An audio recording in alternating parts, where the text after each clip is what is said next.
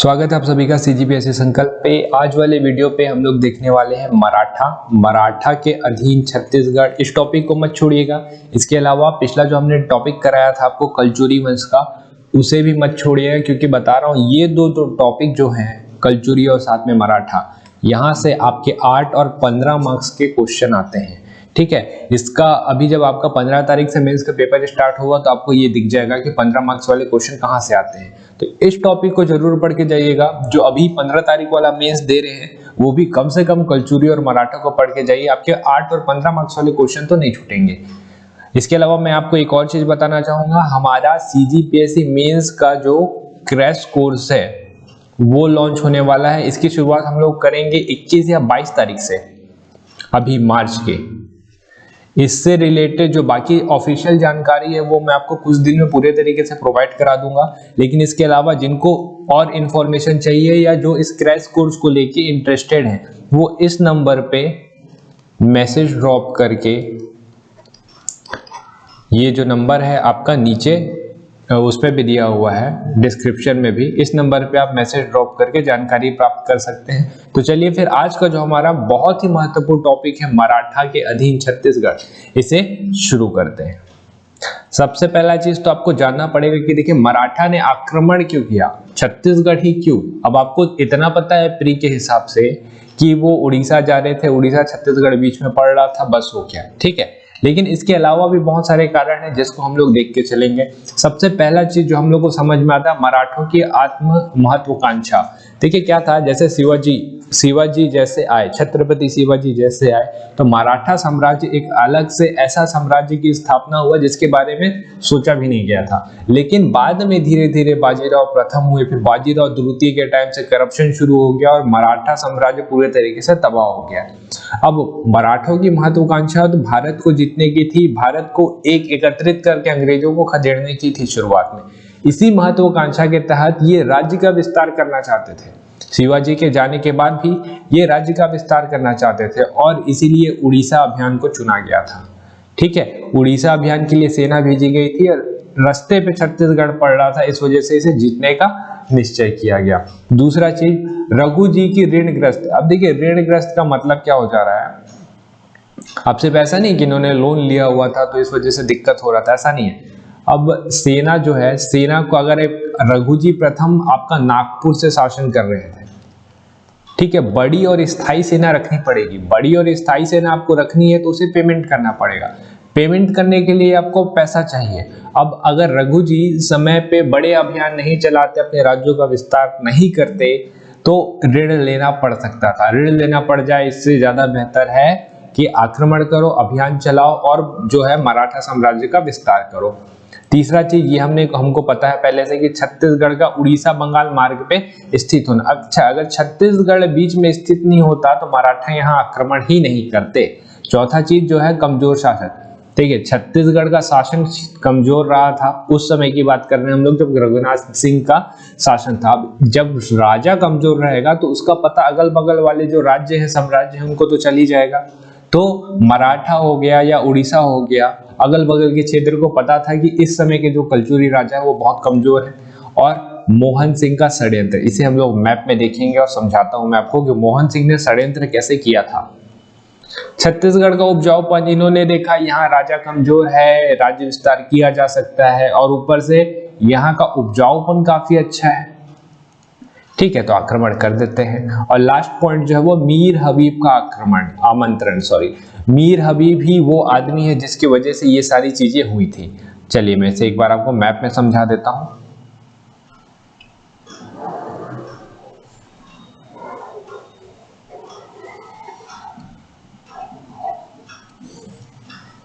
यहां पे है आपका नागपुर, यहाँ और यहाँ, ये 3 पॉइंट समझ गए होंगे। दुर्ग, रायपुर और बिलासपुर, रतनपुर। यहाँ जाना है इनको उड़ीसा। और यहाँ पे है बंगाल। बंगाल के बारे में मैंने शायद आपको लास्ट वीडियो में बताया था। देखिए अब यहाँ पे आपका भास्कर पंथ का अभियान जो है वो शुरू होता है। तो नागपुर से होता हुआ ये जाएगा सबसे पहले राजनांदगांव से होते हुए, दुर्ग होते हुए ये पहुंचेगा रायपुर। रायपुर में इन्होंने रुकने का प्लान बनाया था।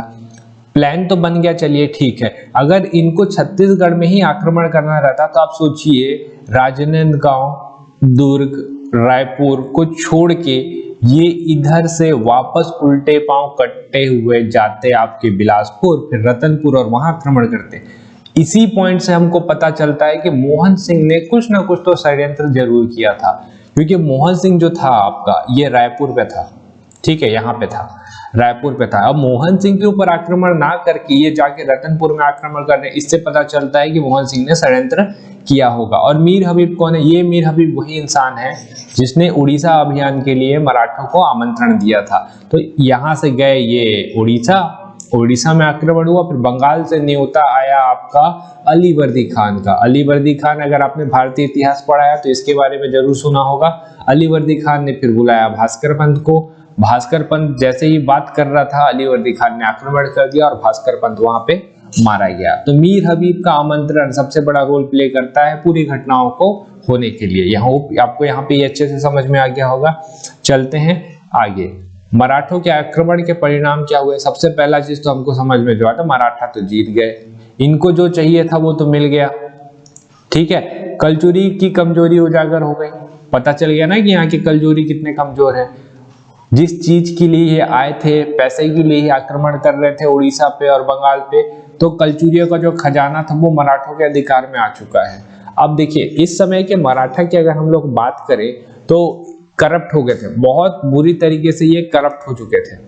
पैसा चाहिए था, महत्वाकांक्षा ऐसी थी कि बाकी सारी चीजें नहीं देखते थे ये। तो इस टाइम के जो मराठा थे उन्होंने क्या किया, चलिए कलचुरियों का खजाना तो लूटा ही लूटा, साथ में जो यहाँ के नागरिक थे उनके ऊपर कर बढ़ा दिया, वसूली बहुत ज्यादा करना शुरू कर दिया था, ठीक है। तो इस वजह से ये इन्होंने रतनपुर के नागरिकों से वसूली भी शुरू कर दी। अब यहाँ पे एक इंपॉर्टेंट चीज बता रहा हूँ मैं आपको, मराठा आक्रमण के एक परिणाम और हुए थे। मैंने आपको दो चीज बताई थी पहले, याद करिए कि जब भी कोई साम्राज्य है उसके ऊपर आक्रमण होता है तो दो चीजें होती है, या तो उनको अपने अधीन ले लो और उनका साम्राज्य छोड़ दो, दूसरा जो तरीका है वो ये है कि उनको उनके पद से हटा दो, जैसे रघुनाथ सिंह को उसके पद से हटा दो, उसके जगह पे कोई मराठा प्रतिनिधि अपने पास बैठाओ। तो यहाँ पे क्या हुआ था, रघुनाथ सिंह को बोला कि तू ही शासन कर, और रघुनाथ सिंह के देख रेख करने के लिए अपना कोई एक प्रतिनिधि जो है मराठा ने यहाँ पे बैठा के रखा था। ये बात है आपका 1741 की। लेकिन क्या आपको लगता है कि रघुनाथ सिंह इतना भी कमजोर था कि वो रतनपुर को वापस पाने की कोशिश नहीं करेगा? ऐसा भी नहीं हुआ था। रघुनाथ सिंह ने फिर वापस रतनपुर को पाने की कोशिश की थी, और 1745 में जिस मराठा प्रतिनिधि को बैठाया गया था यहाँ पे, उसे हटा के उसे बंदी बना के जेल में डाल दिया गया, और रघुनाथ सिंह 1745 तक वापस शासन किया है, ठीक है। इसने अपने आप को मराठा से स्वतंत्र घोषित कर दिया था। लेकिन सबसे बड़ी चीज ये है कि रघुजी प्रथम को ये खुली चुनौती थी कि आपका प्रतिनिधि मैं हटा रहा हूं और यहाँ पे मैं शासन कर रहा हूं। रघुजी प्रथम ने आक्रमण करवाया यहाँ पे। जब हारे रघुनाथ सिंह तो इसके जगह पे फिर मोहन सिंह को यहाँ पे बैठाया गया और रघुनाथ सिंह को जेल में डाला गया। फिर बाद में मोहन सिंह को भी हटा के बिंबाजी भोसले आए और वो यहाँ पे शासन करते हैं। ये है उसका पूरा शेर, ठीक है। अब देखिए एक चीज बताता हूँ मैं आपको, रघुनाथ सिंह के बारे में देख लीजिए तो आपको पता रहेगा, अगर आपने सिर्फ प्री पढ़ा तो आपको पता रहेगा कि इसने सफेद झंडी हटा दी थी, आत्मसमर्पण कर दिया था और बात खत्म, ठीक। अब देखिए ठाकुर प्यारेलाल गुप्त इनकी प्राचीन छत्तीसगढ़ की किताब आती है, उसमें कुछ चीजें लिखी हुई है कि आत्मसमर्पण, जैसा मैंने आपको पिछले वीडियो में बताया था कि आत्मसमर्पण वाली बात पूरी तरीके से सही नहीं है। एक इनका किले का वो था, किले की रक्षा करने वाला जमींदार था राधे सिंह नाम का, ठीक है। वो उसने क्या किया था, किला का जब बचाव कर रहा था, वो मराठों थे, तो उस समय उसकी मृत्यु हो गई थी। तो इससे हमको पता चलता है झड़प तो हुई होगी, और पूरे तरीके से अगर वो मराठों की बात मान लेता तो ये राधे सिंह जिंदा होता ना। तो इससे पता चलता है कि हाँ, मराठों ने थोड़ी सी क्रूरता भी दिखाई थी। बात करते करते आक्रमण किया गया, वहां के गांवों को जला दिया जा रहा था, लोगों पे जुल्म किए जा रहे थे। तो ये सारी चीज से विचलित होके रघुनाथ सिंह की जो दोनों महारानियां हैं, उन्होंने श्वेत ध्वज लहरा के आत्मसमर्पण किया था। रघुनाथ सिंह ने भी अपने हाथों से ध्वज नहीं लहराया था। इससे ये भी समझ में आता है। तो इससे एक चीज और भी पता चलती है कि रघुनाथ सिंह की जो रानियां थी वो उतनी ज्यादा सक्षम थी राजपाट पे कि इतने बड़े फैसले को वो खुद ले सकती थी। ठीक है, तो मराठों ने वार्तालाप के दौरान ये सब चीज कर दिया था। अब हमको ये चीज तो समझ में आ गया था कि रघुनाथ सिंह कमजोर है, लेकिन बस इतने भी पूरे तरीके से कमजोर नहीं थे। लेकिन इनकी एक आलोचना के रूप में ये चीज बोलनी तो पड़ेगी कि आप एक स्थायी सेना रख सकते थे। ऐसा कलचुरी शासन जो 700 सालों तक चला, इनकी कोई स्थायी सेना ही नहीं है। तो ये रघुनाथ सिंह की कमजोरी थी और विफलता थी, जिसके कारण से मराठा जो है आराम से छत्तीसगढ़ में घुस गए। अब मैंने जैसे आपको बताया कि मराठा प्रतिनिधि रखा गया था रघुनाथ सिंह को देखरेख करने के लिए, उसका नाम था ये कल्याणगिरी। कल्याणगिरी को गिरफ्तार किया गया और 1745 तक शासन किया गया रघुनाथ सिंह के द्वारा। फिर रघुजी प्रथम ने दोबारा आक्रमण किया और इनको हटा के मोहन सिंह को राजगद्दी सौंप दी। अब यहां से हम लोग देखेंगे मराठा शासन जो यहाँ पूरे छत्तीसगढ़ में चला। मराठा शासन को हम लोग देखिए 5 या 6 हेड में डिवाइड कर सकते हैं। सबसे पहला चीज जो है अप्रत्यक्ष, जिसमें आएगा आपका 1741 से 58। 1745 तक तो आपका रघुनाथ सिंह ने शासन किया। फिर जो बचा हुआ टाइम है यहाँ पे आपका मोहन सिंह शासन करेंगे। फिर प्रत्यक्ष मराठा शासन आपको देखने को मिलता है। मोहन सिंह को हटा के इस वाले टाइम पे आएंगे बिंबाजी भोसले। बिंबाजी भोसले शासन करेंगे। फिर वैकनजी भोसले आएंगे और वो सोचेंगे कि यहाँ से हम लोग शासन करना सही नहीं है, तो वो क्या करेंगे, नागपुर में ही अपने गद्दी में बैठेंगे जो उनको मिला हुआ है। ठीक है, नागपुर के गद्दी में बैठेंगे और यहाँ पे सूबा पद्धति का शुरुआत कर देंगे। तो 1787 से 1880 तक इस वाले टाइम को सूबा शासन कहा जाएगा। और सूबा शासन जो रहेगा वो बहुत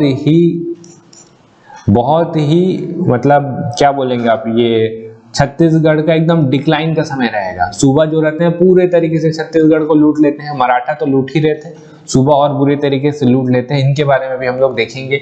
फिर अंग्रेज, इस समय अप्पा जी का टाइम आ चुका था। अप्पा जी ने इनसे सहायक संधि किया था और रघुजी थर्ड जो थे वो थे मतलब बड़े नहीं हुए थे।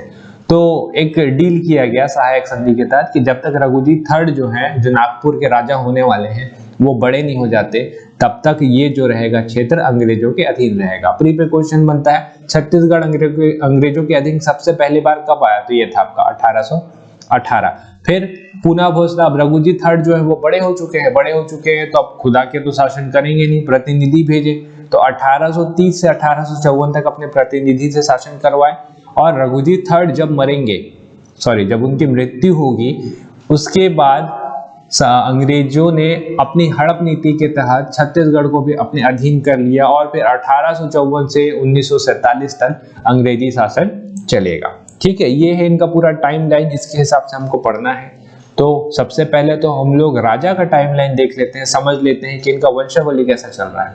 ठीक है, सबसे पहला चीज देखिए रघुजी फर्स्ट, इनके बारे में यहीं से शुरू हुआ था। इनके हाथ में क्या रहेगा, नागपुर से ये शासन करवा रहे हैं, शासन हो रहा है। अब इनके 4 बेटे थे, जानकोजी, मधुजी, साबूजी और बिंबाजी। बिंबाजी सबसे छोटे बेटे थे। अब देखिए क्या हुआ था, रघुजी फर्स्ट ने जीते जी ये डिसाइड कर लिया था, ये चाहते नहीं थे कि इन चारों बेटे के बीच में युद्ध हो। तो रघुजी फर्स्ट ने पहले ही सबको अपना अपना हिस्सा बांट के दे दिया था। लेकिन रघुजी फर्स्ट की मृत्यु के बाद जो होना था वो तो होके रहेगा। चारों के बीच पे उत्तराधिकारी को लेके युद्ध शुरू हो गया।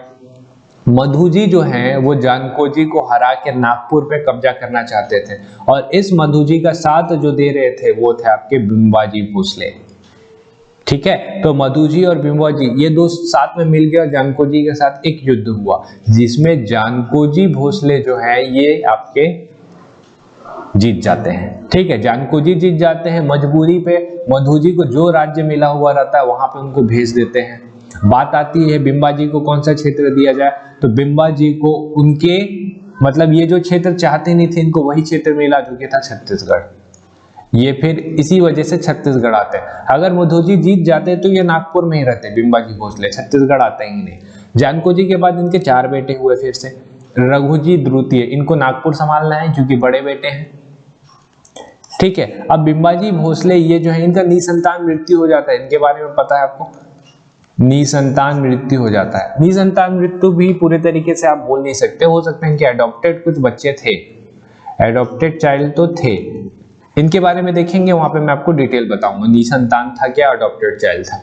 रघुजी द्वितीय जो थे चिमड़ा जी को पसंद नहीं करते थे, ठीक है, अपना ही भाई था लेकिन पसंद नहीं करते थे। अब बिंबाजी भोसले के मरने के बाद चिमड़ा जी को छत्तीसगढ़ मिलना चाहिए था, लेकिन छत्तीसगढ़ इनको मिलता नहीं है, क्योंकि आकस्मिक किसी कारणों से चिमड़ा जी का निधन हो जाता है। अब देख लीजिए क्यों हो रहा है, रघुजी पसंद नहीं कर रहे हैं, चिमड़ा जी का निधन हो जा रहा है, होगा कुछ।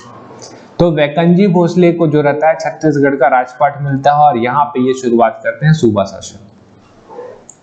सूबा शासन की शुरुआत हो चुकी है। वैकनजी भोसले का भी कुछ टाइम के बाद निधन हो जाता है, और ये क्षेत्र जो आ जाता है सूबा शासन के बाद, मतलब 1818 आसपास में अप्पा साहब के हाथ में छत्तीसगढ़ का क्षेत्र आ जाता है। फिर रघुजी के बाद परसोजी की नागपुर पे आते हैं, ये शासन करते हैं। अब इनका भी मृत्यु हो जाता है।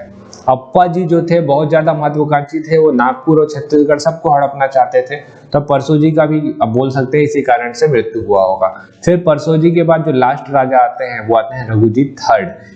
1818 से 1830 ये वाला जो टाइम हमने देखा था, इससे में यही जो रघुजी थर्ड थे वो बड़े नहीं हुए थे। 1826 आसपास में ये बड़े हो जाते हैं, और छत्तीसगढ़ का पूरा क्षेत्र जो रहता है रघुजी के अधीन आ जाता है। तो यहाँ पे ये पुनः भोसला शासन चलाते हैं या मराठा शासन चलाते हैं। बाद में इनका 1854 में निधन हो जाता है बिना संतान के। तो डलहौजी के हड़प नीति के तहत पूरा का पूरा जो छत्तीसगढ़ है आपका, ये पूरा चल जाता है अंग्रेजों के अधीन में। अप्पा जी ये भाग जाते हैं, सहायक संधि होता है, लड़ाई होता है, इनको भगा दिया जाता है, खदेड़ दिया जाता है, ठीक है। तो ये पूरा आपका मराठा साम्राज्य का टाइमलाइन है। होप आपको अच्छे से समझ में आया होगा। चलते हैं हम लोग आगे। सबसे पहले बिंबाजी भोसले के बारे में देख लेते हैं। एक चीज तो मैंने आपको पहले ही बता दिया कि इनकी इच्छा के विपरीत इनको छत्तीसगढ़ आना पड़ा था, लेकिन सबसे बड़ी बात यह है कि ये यहाँ पे सूबेदार थे या यहाँ के राजा थे। इन दोनों चीजों को लेके यहाँ के इतिहासकारों पे मतभेद है, ठीक है। अब देखिए दोनों चीज हमको कैसे समझ में आती है। सबसे पहले चीज तो हमको देखने को मिलता है, आपने प्री में भी पढ़ा होगा कि मौके का फायदा उठाकर ये अपने आप को नागपुर से स्वतंत्र कर दिए थे।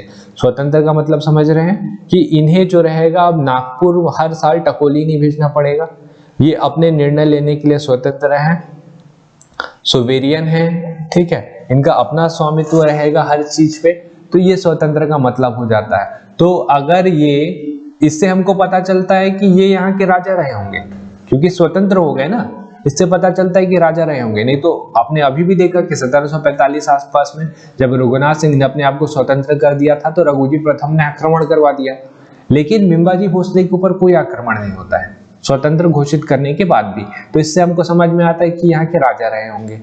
लेकिन अगर राजा रहे होंगे तो इन्होंने अपने नाम के सिक्के क्यों नहीं ढलवाए? सबसे बड़ी बात यह है, सिक्के तो ढलवाने चाहिए थे। यहाँ पे जो सिक्के चलते थे वो नागपुर राजा के नाम के सिक्के चलते थे। नागपुर पे जो भी शासन कर रहा है उनके सिक्के यहाँ पे चलते थे, और उनका जो है प्राप्ति छत्तीसगढ़ में हुआ है। और दूसरा चीज हमको ये भी देखने को मिलता है, इनकी जब मृत्यु हो गई तो उनका जो दत्तक पुत्र था, बिंबाजी भोसले चाहते थे कि इनका जो दत्तक पुत्र है वो रतनपुर पर राज करे, लेकिन इनके चाहने के बावजूद, इनकी विधवा थी उसके बावजूद इनका दत्तक पुत्र जो है वो रतनपुर पे शासन नहीं कर पाया। अपना उत्तराधिकारी मतलब वो स्वयं नहीं चुन पा रहे थे स्वतंत्र होने के बावजूद। तो इससे हमको समझ में आता है इस वाले पॉइंट से कि वो स्वतंत्र तो थे, यहाँ के हिसाब से राजा थे, और यहाँ के हिसाब से देखेंगे तो सिर्फ सूबेदार थे, ठीक है, जो मराठों के अधीन रतनपुर की देखरेख कर रहे थे और राजा टाइप से रह रहे थे, लेकिन राजा नहीं थे। तो बोलचाल की भाषा में हम लोग बोल सकते हैं कि वो छत्तीसगढ़ के राजा थे, लेकिन मराठों के अधीन कार्य कर रहे थे, इसलिए वो यहाँ के सूबेदार थे। ये पॉइंट इंपॉर्टेंट है, इसे ध्यान रखिएगा। अब आपको मैं यहाँ पे एक क्वेश्चन देता हूँ, इसे पॉज करिएगा और लिख कर जरूर ट्राई करिएगा। एक शॉर्ट नोट्स आपको तैयार करना है, बिंबाजी भोसले का 4 मार्क्स में लिखना है। 4 मार्क्स का मतलब क्या होता है आपका, हाफ पेज। अगर ये A4 साइज का पेज है तो इसे चेंज कर दीजिएगा, लैंडस्केप मोड पे ले आइएगा, और यहाँ तक का जो लाइन रहेगा, ठीक है, लगभग 8 लाइन आएगा। ये इस 8 लाइन पे आपको आंसर तैयार करना है, और बिंबाजी भोसले के ऊपर लिख के देखिए एक बार, आपको समझ में आएगा कि इतनी सारी इंफॉर्मेशन जो आई है, क्या मैं उस इंफॉर्मेशन को आंसर राइटिंग पे ला पा रहा हूँ, ठीक है, इससे आपको थोड़ा सा बेटर पता चल पाएगा कि आपकी स्थिति कैसी है आंसर राइटिंग को लेके। और जो हमारा मेंस का कोर्स स्टार्ट होने वाला है उसमें हम लोग इस चीज को लेके बहुत ज्यादा फोकस करने वाले हैं कि आपको छोटे से इंफॉर्मेशन को कैसे बड़ा अच्छा आंसर तैयार करके देना है। मेंटरशिप के ऊपर हम लोग काम करेंगे। मेंटरशिप समझ रहे हैं, हम लोग 1-on-1 जो रहेगा स्टूडेंट्स को हैंडल करने की कोशिश करेंगे। उनकी कमजोरी क्या है, उनका कमजोरी क्या है, किस चीज पे वो ज्यादा बेटर है, इन सारी चीजों को लेके हम लोग काम करेंगे हमारे मेंस के क्रैश कोर्स में। चलते हैं आगे। ये एक थोड़ा सा आपका मॉडल रहेगा। सबसे पहला चीज तो करिएगा कि उन्होंने नागपुर से अपने आप को स्वतंत्र घोषित कर दिया था। बिंबाजी भोसले की बात कर रहे हैं हम लोग। रतनपुर में राम टेम्पल का निर्माण कराया, दूधाधारी मठ रायपुर पे, और परगना टेक्निक या परगना पद्धति जो है इसके सूत्रधार रहे थे ये।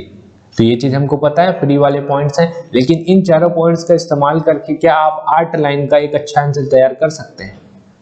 कोशिश जरूर कीजिएगा।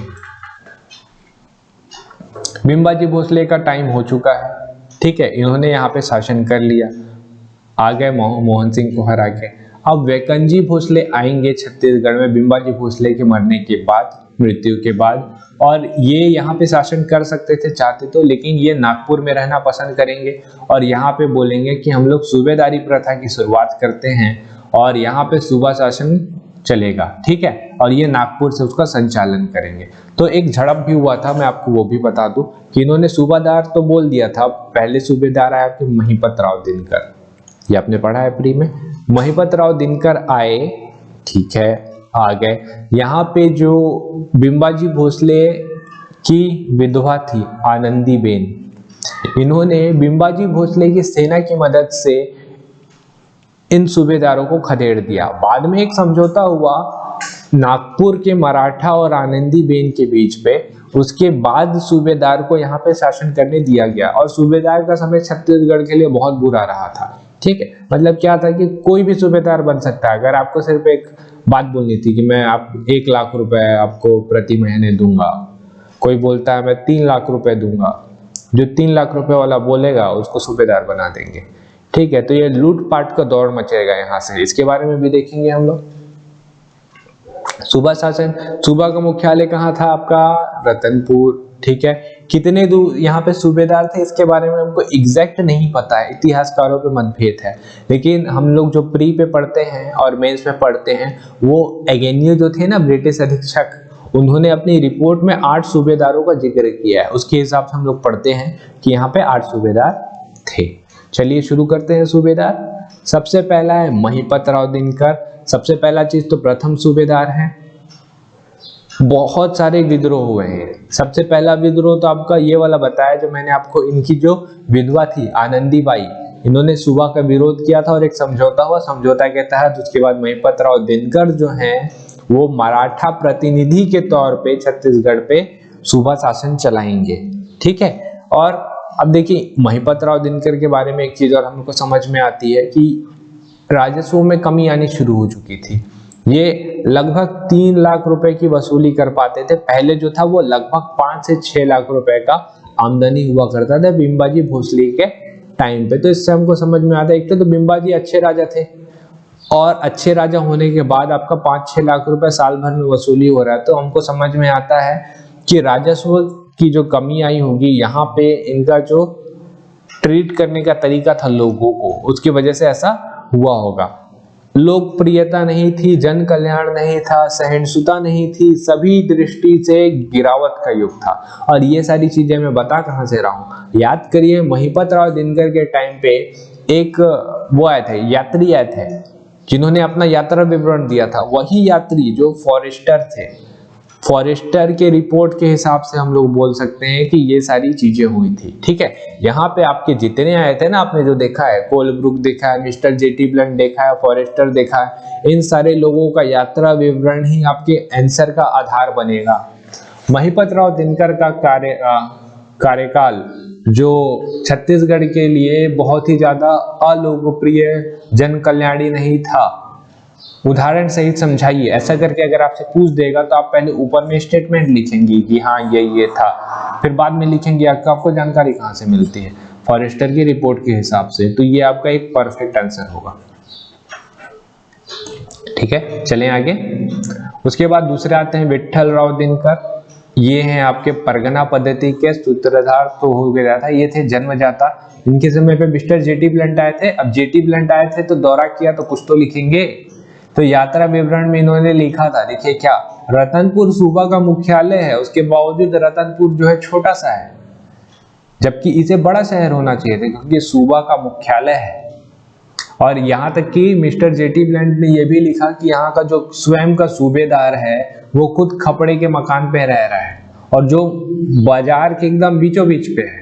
तो इससे हमको समझ में आता है कि यहाँ का जो सूबेदार है उनकी ही स्थिति इतनी खराब थी तो बाकी लोग की स्थिति क्या होगी। बिंबाजी भोसले तो अपने आप को स्वतंत्र कर दिए थे, शान से रह रहे थे। ठीक है, ये देख लीजिए इनकी स्थिति क्या है। भवानी कालू सबसे कम समय तक सूबेदार, इससे अपने प्री में पढ़ा होगा, लेकिन सबसे कम समय तक क्यों? देखिए भवानी कालू ने क्या किया था कि पहले तो इनको मतलब बोली लगा के कर दिए कि हाँ मैं सूबेदार बनूंगा।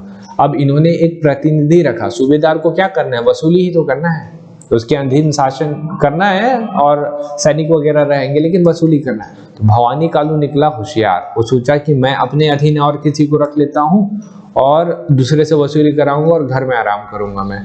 तो यहाँ पे जब तक इसने प्रतिनिधि को भेजकर रतनपुर पे शासन करना चाहा, उतने देर में इनका जो था दूसरा सूबेदार नियुक्त हो चुका था, कौन, केशव गोविंद। अब ये हो सकता है कि भवानी कालू ने बोला था 5 लाख रुपए मैं दूंगा, केशव गोविंद बोल दिया होगा 6 लाख रुपए। ठीक है, भवानी कालू को हटाओ, केशव गोविंद को नया सूबेदार बनाओ, ऐसा कुछ हुआ होगा। तो इससे पता चलता है कि इनका ठेका पद्धति कितना खराब था। मतलब जो ज्यादा समय तक कोई सूबेदार टिक नहीं सकता, जो ज्यादा पैसा दिलवाएगा वो टिकेगा, बात सीधा सा है। केशव गोविंद, इनके समय पे कोलब्रुक नाम के यूरोपियन यात्री आए थे, आपको प्री में याद होगा। ठीक है, उन्होंने भी तो यात्रा विवरण दिया है।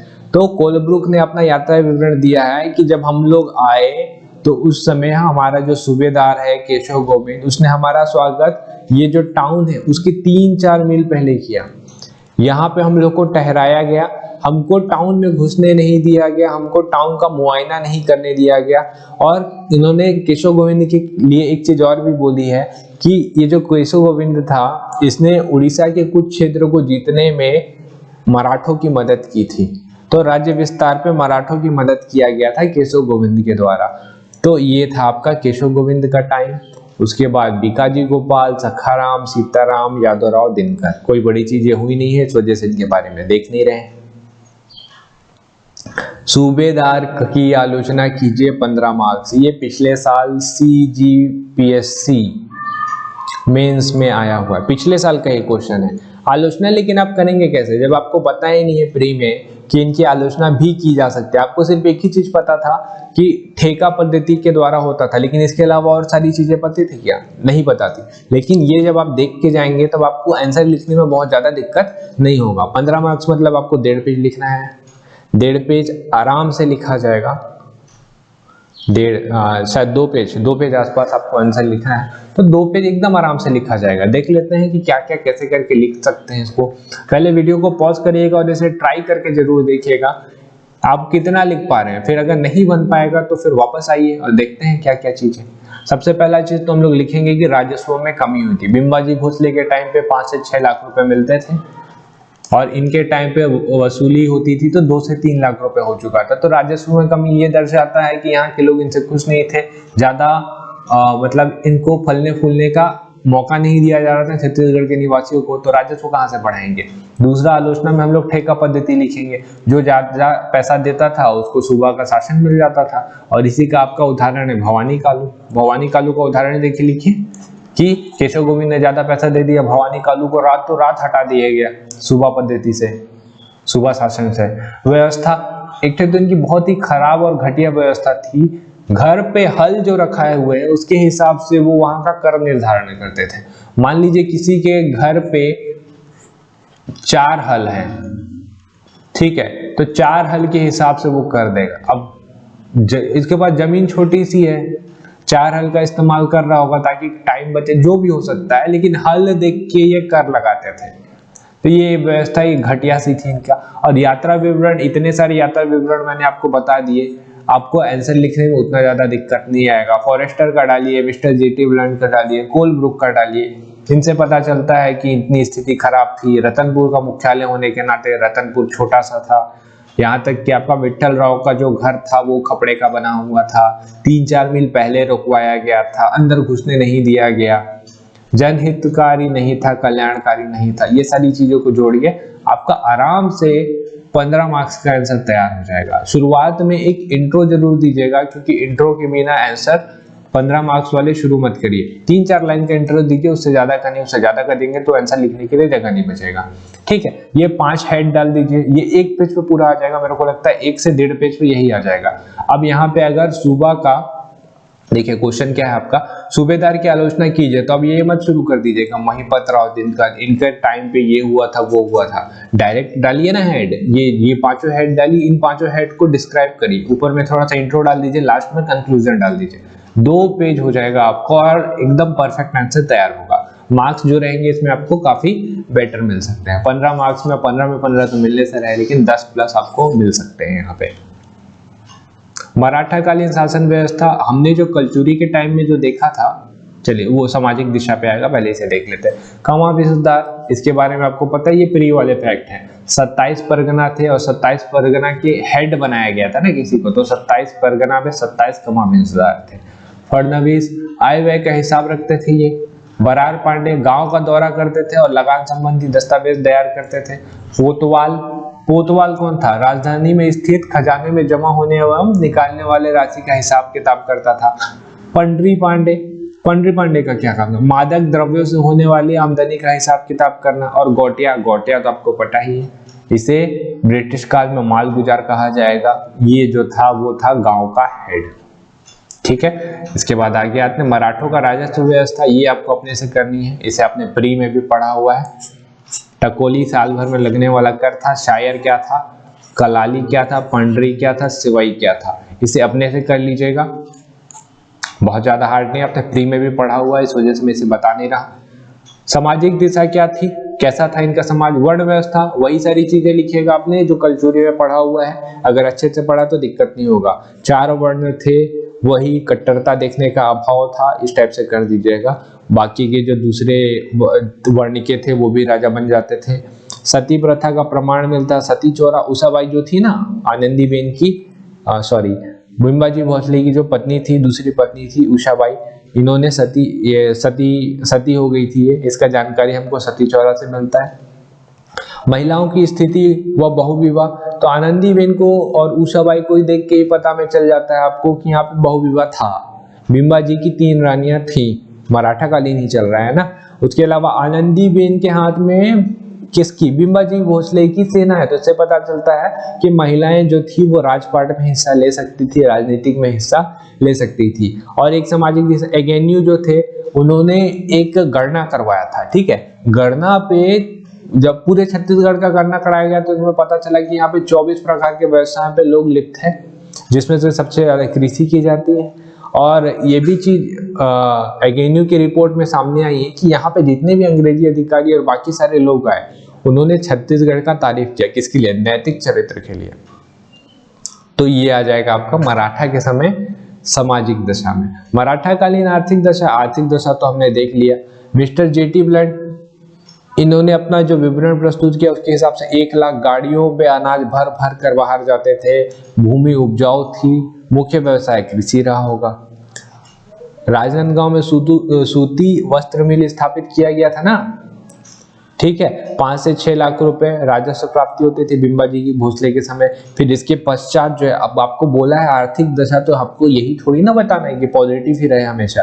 शुरुआत में बताइए अच्छा था बिंबाजी भोसले के टाइम तक, उसके बाद कमी आई, लूटपाट का दौर शुरू हुआ, आर्थिक जो थी स्थिति 2 से 3 लाख रुपए आसपास तक सिमट के रह गई, लोगों का शोषण अत्यधिक हुआ, छत्तीसगढ़ का आर्थिक शोषण बहुत ज्यादा हुआ। यहाँ तक कि एक बहुत ही इंपॉर्टेंट चीज आपको बता रहा हूँ कि सारंगढ़ रायगढ़ रियासत के जो थे वहां के आपके राजा या जमींदार जो बोल लीजिए, उन्होंने ये बोला था कि हमको मराठों के अधीन मत रखो, हमको अपने अधीन कर लो। मतलब अंग्रेजों के अधीन वो अपने आप को ज्यादा सुरक्षित महसूस करते थे एज कंपेयर टू वो मराठों के अधीन होंगे। ठीक है, तो आर्थिक दिशा इतनी बुरी थी। शुरुआत में अच्छी थी भिमबाजी भोसले के टाइम में, फिर गिरना शुरू हुआ तो कुछ बहुत ही ज्यादा गिर गया।